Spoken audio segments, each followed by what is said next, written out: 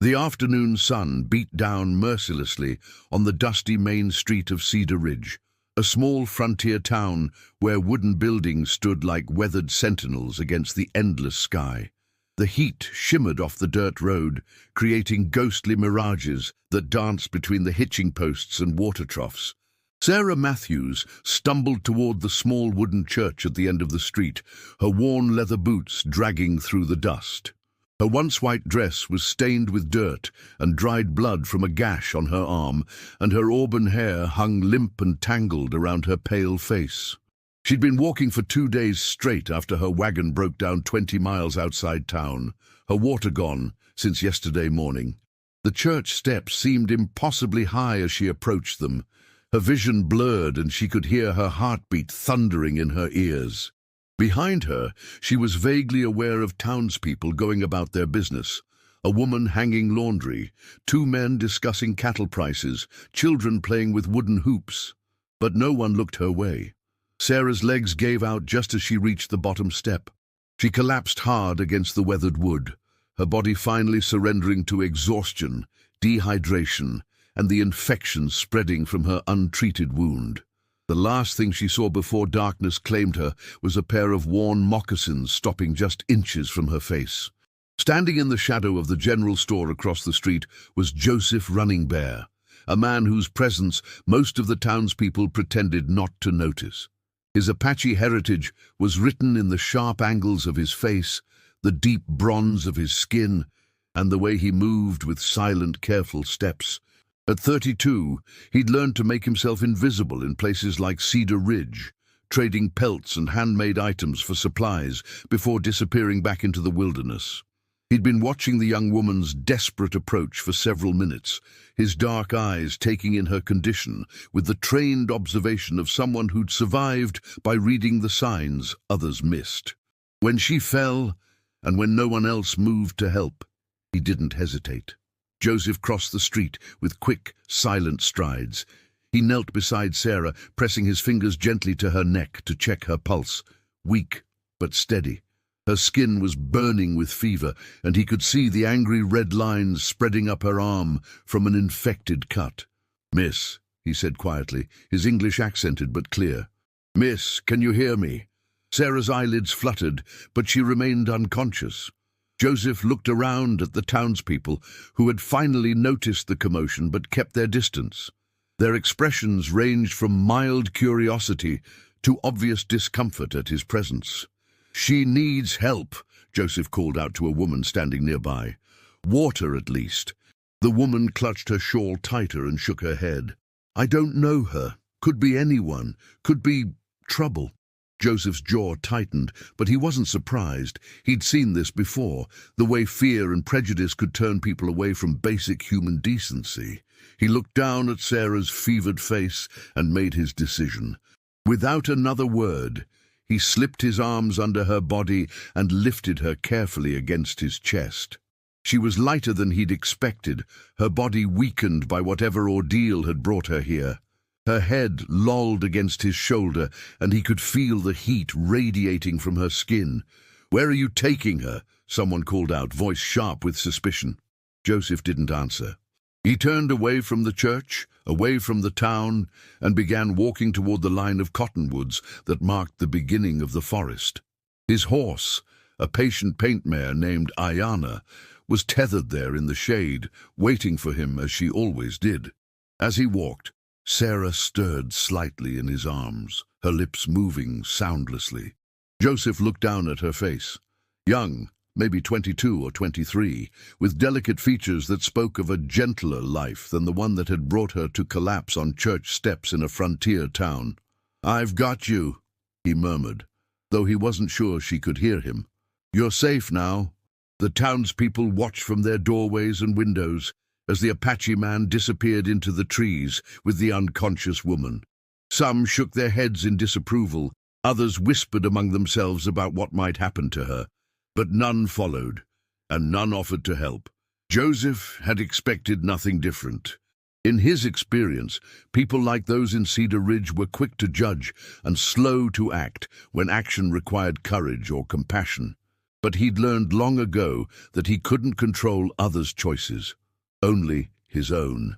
As the sounds of the town faded behind them, replaced by the gentle rustling of leaves and the distant call of a hawk, Joseph adjusted his hold on Sarah and quickened his pace. She needed medicine, clean water and proper care, things he could provide in the sacred grove his grandmother had shown him as a child, where the healing plants grew thick and the spirit of the land itself seemed to offer comfort to those who needed it most.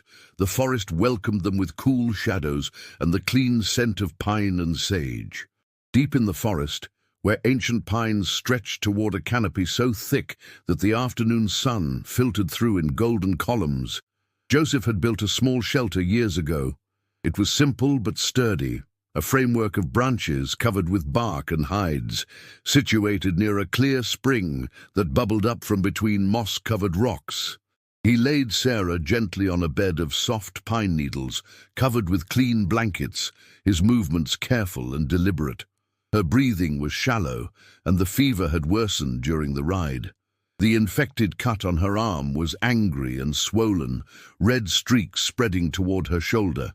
Joseph had learned the healing arts from his grandmother, Amasani, who had passed down knowledge that stretched back generations. As a child, he'd followed her through forests like this one, learning which plants could draw poison from wounds, which could bring down fever, and which could strengthen the body when it was fighting to survive. He worked quickly, starting a small fire and setting water to boil in a battered metal pot he'd traded for in town. Then he gathered his medicines: willow bark for the fever, echinacea root to fight infection, and plantain leaves to clean and dress the wound. As he prepared the herbal medicines, Joseph found himself studying Sarah's face in the firelight.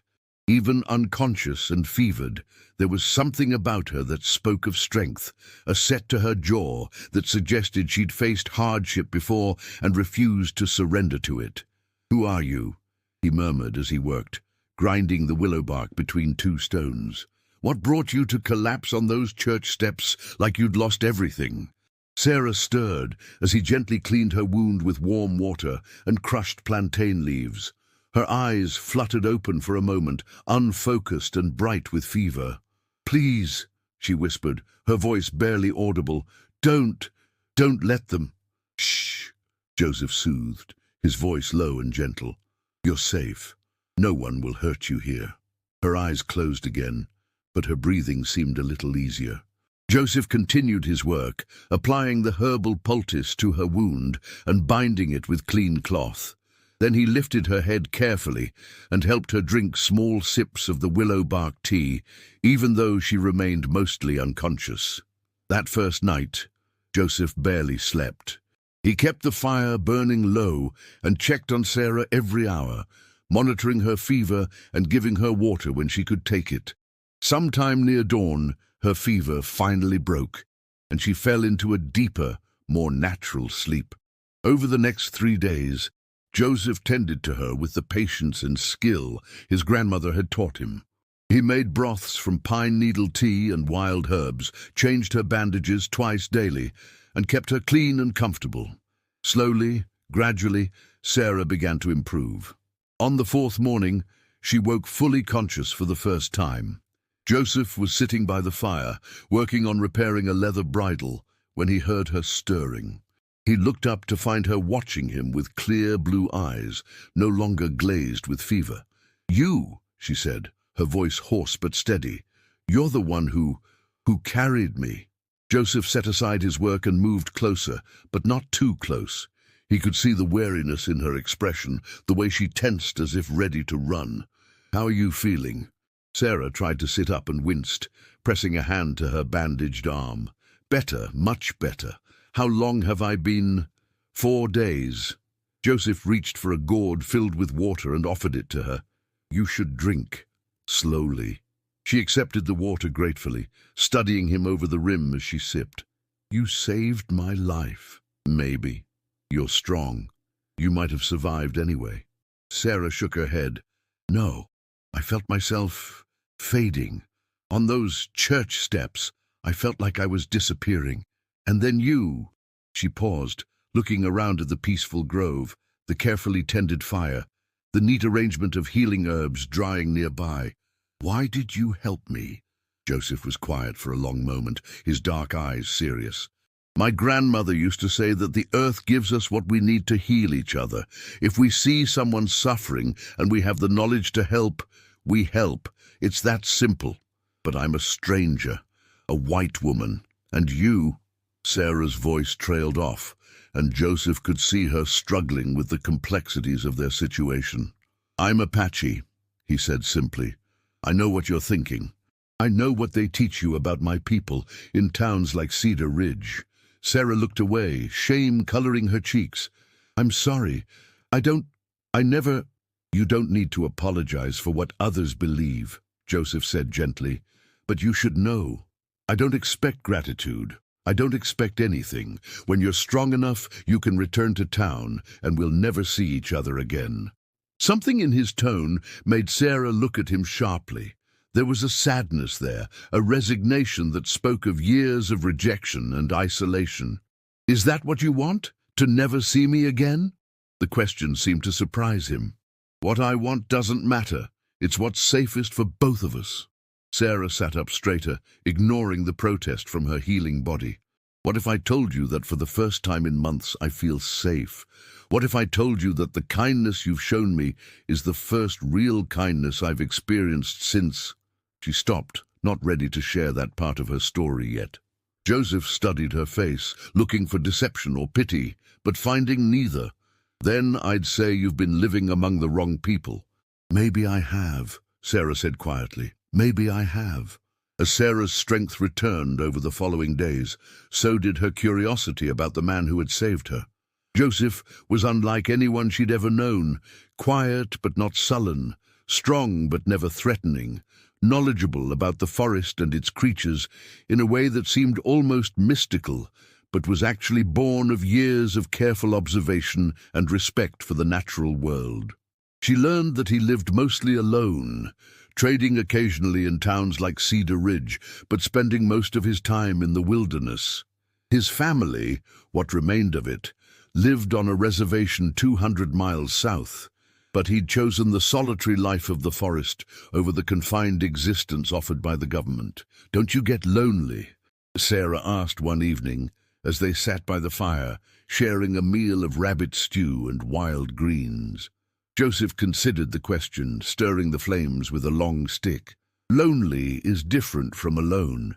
I've been lonely in crowds of people. Out here, I have the company of the forest, the animals, the changing seasons. It's a different kind of companionship. But no one to talk to, no one to share your thoughts with." "Until now," he said quietly, then seemed surprised by his own words. Sarah felt something warm flutter in her chest. "Until now," she agreed. It was during these conversations that Sarah began to share her own story. She'd been married to a man named Thomas Matthews, a merchant who'd promised her adventure and prosperity on the frontier. Instead, she'd found herself trapped in an increasingly isolated and abusive marriage in a town where Thomas's family held power and influence. "I finally found the courage to leave," she said, staring into the fire. "I took nothing but the clothes on my back and started walking. I thought if I could just get to the next town, find work, start over." She touched her bandaged arm absently. "Thomas caught up with me on the second day. We fought. He cut me with his knife and left me for dead by the side of the road." Joseph's hands tightened on the stick he was holding, and Sarah could see the anger flash in his dark eyes. "He should be in jail." "He should be," Sarah agreed, "but he won't be. In Millbrook, the Matthews family owns half the businesses and has the sheriff in their pocket. Thomas will tell everyone I ran off with another man, or that I went crazy, or any story that makes him look like the victim. So you can't go back." "No, I can't go back." Sarah looked at him across the fire. "But sitting here with you, I'm not sure I'd want to, even if I could." That confession hung in the air between them, loaded with implications neither was quite ready to address directly. Joseph stood abruptly, mumbling something about checking on his horse, and disappeared into the darkness beyond the firelight. Sarah remained by the fire, understanding that she'd pushed too hard, too fast. Whatever was growing between them was as fragile as the first green shoots of spring. It needed time and careful tending to survive. Joseph returned an hour later, his expression composed but distant. "You should rest. Tomorrow we'll work on building up your strength. The cut is healing well, but you're still weak." Over the next few days, Joseph kept himself busy with tasks that took him away from the camp, hunting, gathering, checking trap lines he'd set for small game. But Sarah could feel him watching her when he thought she wasn't looking, and she caught glimpses of something warm and conflicted in his eyes before he turned away. It was Sarah who finally forced the conversation they'd both been avoiding. "Are you afraid of me?" she asked one afternoon as he returned from gathering medicinal herbs. Joseph paused in sorting the plants, his hands stilling. "Afraid of you? No. Then what? Every time we start to connect, really connect, you pull away. You disappear for hours. You won't meet my eyes." Joseph set down the herbs and looked at her directly for the first time in days. "I'm not afraid of you, Sarah. I'm afraid of what wanting you could cost us both." The honesty in his voice made her breath catch. "Wanting me? Don't pretend you don't know. Don't pretend you don't feel it too, this thing between us, this connection." Joseph's voice was rough with emotion. "But feeling it and acting on it are two different things. I know what happens to white women who get too close to Apache men. I know what happens to Apache men who forget their place in your world." Sarah stood and walked toward him, ignoring the way he tensed as she approached. "What if we're not in my world anymore? What if we're in a different world entirely? One where the only thing that matters is how we treat each other?" "That world doesn't exist," Joseph said, but his voice lacked conviction. "It exists right here," Sarah said, gesturing to the peaceful grove around them. "For the past week, it's existed right here. You've treated me with more respect and kindness than my own husband ever did. You've cared for me without asking for anything in return. You've listened to me, really listened, like my thoughts and feelings matter." Joseph's defenses were crumbling. She could see it in his face. "Sarah, I know it's complicated.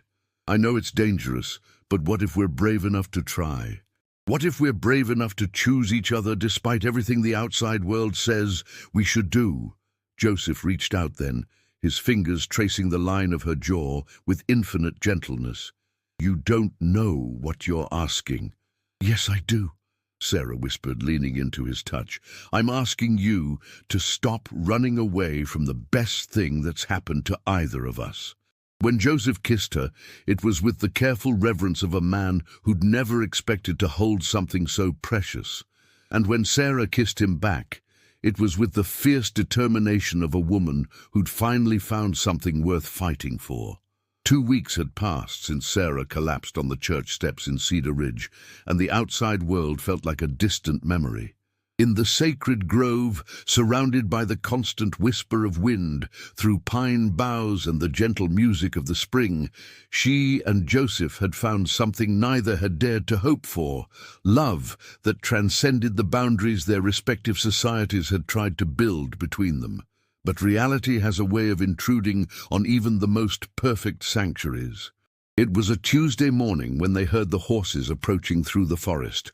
Joseph's head snapped up from where he'd been teaching Sarah to identify different medicinal plants, his body instantly alert. "How many?" Sarah whispered, recognizing the tension in his posture. 3, maybe 4, still distant but heading this way. Joseph stood smoothly, his hand moving instinctively to the hunting knife at his belt. "They're not trying to be quiet." Sarah's stomach clenched with fear. She'd known this moment would come eventually. She'd just hoped they'd have more time. "It's him, isn't it, Thomas?" Joseph nodded grimly. "Pack only what you need. We can be gone in 5 minutes." "No." Sarah's voice was firm, surprising them both. "I'm tired of running." "Sarah, you don't understand." "I understand perfectly." She stood and faced him, her blue eyes blazing with determination. "If we run now, we'll always be running. There will always be another Thomas, another group of men who think they have the right to decide what I can and can't do, who I can and can't love. The sound of horses was getting closer. Joseph could make out voices now, rough, angry voices calling Sarah's name through the trees. "Sarah Matthews, we know you're out here. Come out now, and nobody gets hurt." Joseph's jaw tightened. "There are at least 4 of them, Sarah. I'm good, but I'm not good enough to protect you against those odds." Sarah reached for his hands, gripping them tightly. "Then we don't fight them with weapons. We fight them with truth." Before Joseph could protest, Sarah stepped into the clearing, where they could be seen, and called out, "I'm here, but I'm not hiding, and I'm not running anymore." The riders burst through the tree line moments later, Thomas Matthews leading the way. His face flushed with anger and liquor, flanked by 2 men Sarah recognized as his brothers, and a 4th man she didn't know, but whose badge identified him as some kind of lawman. Thomas dismounted and strode toward her, his hand raised as if to strike. "You little—" Joseph stepped smoothly between them, his presence radiating quiet menace despite being outnumbered. Thomas pulled up short, his eyes narrowing as he took in the Apache man's protective stance. "So this is where you've been," Thomas sneered. "Playing house with a savage. I should have known you'd sink that low." "Watch your mouth," Joseph said quietly, but there was steel in his voice. "Or what?" Thomas laughed harshly. "You'll scalp me? You forget your place, Indian? This is my wife we're talking about." "I'm not your wife anymore," Sarah said, stepping up beside Joseph. "I left you, Thomas. I left because you hurt me, because you controlled me, because you made me feel like I was disappearing a little more every day." "You belong to me," Thomas snarled. "We're married in the eyes of God and the law." "The law doesn't protect women from husbands who beat them," Sarah replied. "And I don't think God approves of men who use his name to justify cruelty." The deputy, who'd been silent until now, cleared his throat uncomfortably. "Ma'am, your husband has filed a complaint. Says you stole from him and ran off. Now, I don't know about your domestic troubles, but theft is a crime I can arrest you for." Sarah felt Joseph tense beside her, but she kept her voice steady. "What did I supposedly steal?" Thomas's eyes glittered with malicious triumph. "My grandmother's silver locket. The one you wore on our wedding day. It's been in my family for 3 generations. Sarah's hand went automatically to her throat, where the locket had indeed once hung. But she'd left it behind when she fled, along with everything else that connected her to her former life. "I didn't take anything," she said. "I left with only the clothes on my back." "Prove it," Thomas challenged. "Turn out your pockets. Let them search your lover's belongings." It was a trap, Sarah realized. Even if they found nothing, the accusation alone would be enough to have her arrested and dragged back to Millbrook. And Joseph? Joseph would likely be charged with kidnapping or worse. But before she could respond, a new voice cut through the tension.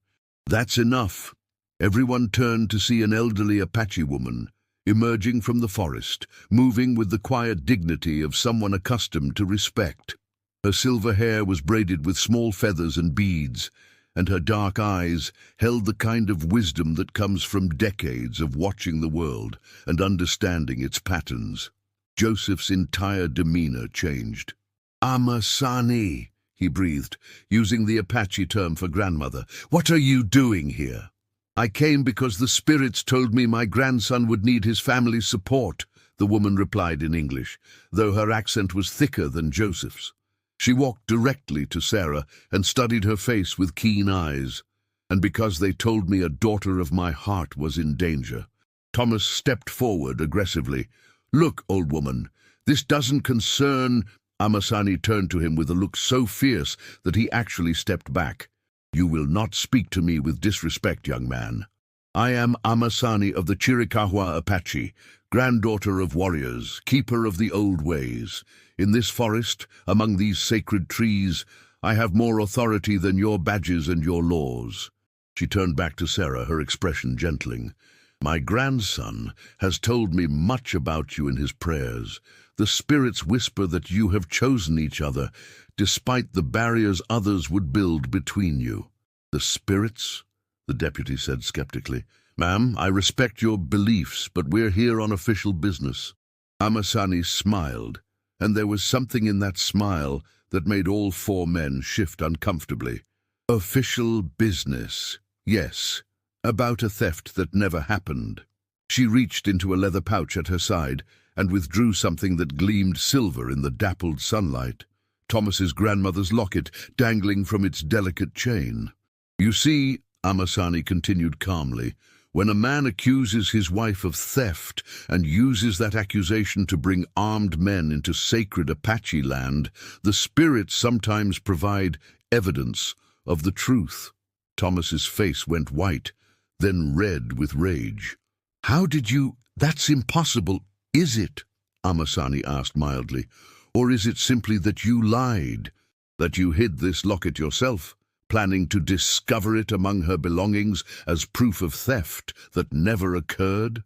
The deputy was looking at Thomas with new suspicion. Mr. Matthews, how exactly did this woman come to have the very item you claim was stolen? And Thomas sputtered, looking between his brothers and the deputy, trying to find an explanation that didn't involve admitting to his deception. She must have— I don't know how. I know how, Sarah said quietly, because Thomas always was a poor liar, and worse at thinking ahead. He hid the locket, planning to find it on me so he could have me arrested. But he didn't count on someone seeing through his scheme. Joseph looked at his grandmother with new respect and no small amount of amazement. Amasani, how did you really— The old woman winked at him. Sometimes, grandson, the spirits help those who help themselves. And sometimes, an old woman who's lived long enough to know the hearts of men simply pays attention to where they think they've hidden their secrets. The deputy removed his hat and ran a hand through his hair, clearly out of his depth. Mr. Matthews, it appears there's been some confusion about this theft, without evidence of an actual crime. She's still my wife, Thomas shouted. I have legal rights. Rights that don't extend to beating your wife or dragging her back against her will, Amasani said firmly. This woman has chosen to live free, under the protection of my grandson and our people. If you truly loved her, you would respect that choice. Sarah stepped forward, her voice clear and strong. I choose Joseph. I choose this life, with all its uncertainties, over a life of fear and control. Thomas, you never loved me. You owned me. There's a difference. For a moment, Thomas looked like he might try to take her by force anyway. His brothers moved restlessly behind him, hands drifting toward their weapons. But Joseph shifted slightly, his body language changing in a way that suggested coiled violence, and even outnumbered, there was something about him that gave them pause. The deputy, sensing the potential for bloodshed, stepped between the two groups. Mr. Matthews, I think it's time we headed back to town. Your wife, your former wife, has made her choice clear, and without evidence of any crime. This isn't over, Thomas snarled at Sarah. You can't hide in these woods forever. I'm not hiding, Sarah replied. I'm living. For the first time in my adult life, I'm truly living. As the men mounted their horses and rode away, their angry voices fading into the distance, Sarah felt a weight lift from her shoulders that she'd been carrying for years. Joseph's arm came around her waist, solid and reassuring. It's really over, he asked quietly. The running is over, Sarah confirmed, but everything else, everything good is just beginning. Amasani smiled at them both, her weathered face creasing with joy. The spirits knew what they were doing when they brought you two together. Love that bridges worlds is the strongest love of all. As the three of them walked back toward the camp together, Sarah realized that she'd finally found what she'd been searching for without even knowing it. Not just safety or kindness, but a place where she could be fully herself. Loved not, despite her strength and independence, but because of it. In the sacred grove where healing herbs grew thick and the spirit of the land offered comfort to those who needed it most, Sarah Matthews, now Sarah Running Bear in her heart if not yet in law, had found her home. And in Joseph's arms, she'd found her forever.